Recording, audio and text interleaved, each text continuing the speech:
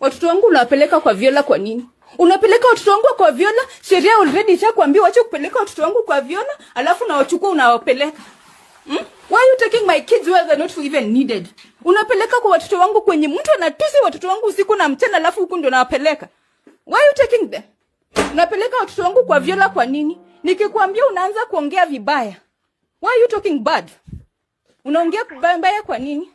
Ulishahama hapa, serikali kakwambia utoke hapa, toka.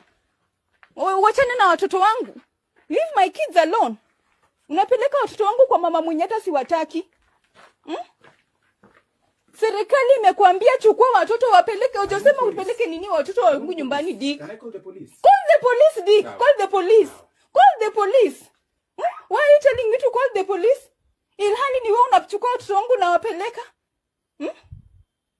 Unawapeleka kwa huyu mama kwa nini? Why are you taking my kids to the to Viola? Unapeleka watoto wangu kwa Viola kwa nini? Nikikuuliza unaniitia polisi. Unaniitia polisi nimekufanya nini? Nimekufanya nini ndio niitie polisi? Wewe ndio umekuja hapa kuchukua watoto wangu kuwapeleka kwa huyu mama. Kwa nini unawapeleka kwa huyu mama?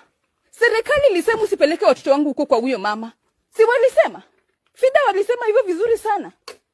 Why take my kids to Viola? Alafu nikikwambia unasema na kuitishia. Na kuitishia nini? Enda. Hapa ulishahama. Enda kabisa. Unachukua watoto wangu, anachukua watoto wangu anapeleka mahali alikatazwa sipeleke watoto wangu. Watoto wangu nawachukua kwa nini? Achana na watoto wangu hapa. Yeye pia kuna watoto. Mbona msikae na hao watoto wake? Kwa nini hao watoto msikae nao? Enda. Go away. It is not fair. Si fair hata kidogo. Si fair.